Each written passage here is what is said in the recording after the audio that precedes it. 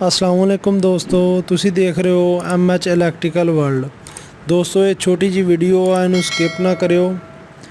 ਅੱਜ ਦੀ ਇਸ ਵੀਡੀਓ ਦੇ ਵਿੱਚ ਅਲਕਰਮ ਦਾ 2500 ਵਾਟ ਜਿਹਦੇ ਉੱਤੇ ਲਿਖਿਆ ਹੋਇਆ ਵਾ ਇਨਵਰਟਰ ਆ, ਉੱਤੇ ਆਪਾਂ ਫ੍ਰਿਜ ਚਲਾਉਣ ਦੀ ਕੋਸ਼ਿਸ਼ ਕਰਾਂਗੇ ਤੇ ਤੁਹਾਨੂੰ ਦਿਖਾਵਾਂਗੇ ਕਿ ਫ੍ਰਿਜ ਚੱਲਦੀ ਆ ਜਾਂ ਨਹੀਂ ਚੱਲਦੀ। ਵੀਡੀਓ ਬਿਲਕੁਲ ਛੋਟੀ ਜਿਹੀ ਆ, ਇਹਨੂੰ ਸਕਿਪ ਨਹੀਂ ਕਰਨਾ, ਪੂਰੀ ਦੇਖਣਾ।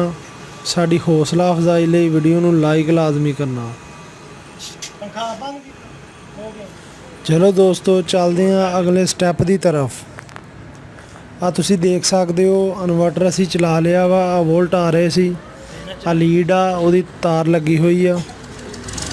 ਆ ਤਾਰ ਦੇ ਨਾਲ ਨਾਲ ਤੁਸੀਂ ਦੇਖ ਸਕਦੇ ਹੋ ਆ ਤਾਰ ਲੱਗੀ ਹੋਈ ਆ ਇਨਵਰਟਰ ਦੇ ਵਿੱਚ। 2500 ਵਾਟ ਦਾ AK ਕੰਪਨੀ ਦਾ ਇਨਵਰਟਰ ਆ।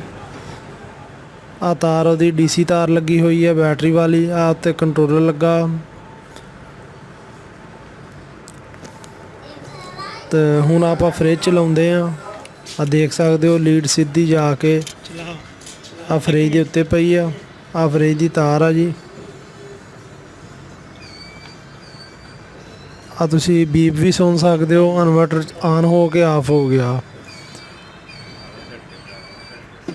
ਝਟਕੇ ਲਾ ਰਿਹਾ, ਯਾਨੀ ਕਿ ਫ੍ਰਿਜ ਦਾ ਟਾਰਕ ਲੋਡ ਬਰਦਾਸ਼ਤ ਨਹੀਂ ਕਰ ਰਿਹਾ।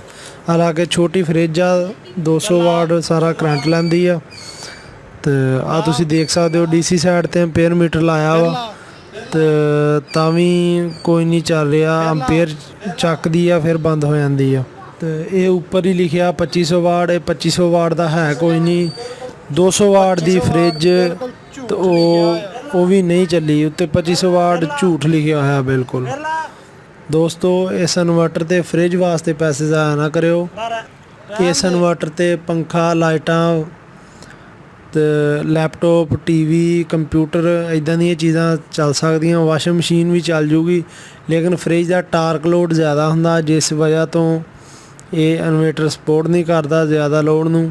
ਉੱਤੇ 2500 ਵਾਟ ਲਿਖਿਆ ਵਾ, ਝੂਠ ਲਿਖਿਆ ਵਾ, ਠੀਕ ਆ। ਜ਼ਿਆਦਾ ਤੋਂ ਜ਼ਿਆਦਾ ਵੀ ਤਕਰੀਬਨ 600, 700, 800 ਵਾਟ ਤੱਕ ਲੋਡ ਬਰਦਾਸ਼ਤ ਕਰ ਸਕਦੇ ਆ, ਇਸ ਤੋਂ ਉੱਤੇ ਨਹੀਂ। ਇਸ ਇਨਵਰਟਰ 'ਤੇ ਪੈਸੇ ਜ਼ਾਇਆ ਨਾ ਕਰਿਓ ਫ੍ਰਿਜ ਵਾਸਤੇ। ਬਾਕੀ ਪੰਖਾ, ਲਾਈਟਾਂ, TV, ਵਾਸ਼ਿੰਗ ਮਸ਼ੀਨ, ਕੰਪਿਊਟਰ ਵਗੈਰਾ ਚੱਲ ਜਾਣਗੇ, ਫ੍ਰਿਜ ਨਹੀਂ ਇੱਥੇ ਚੱਲੂਗੀ।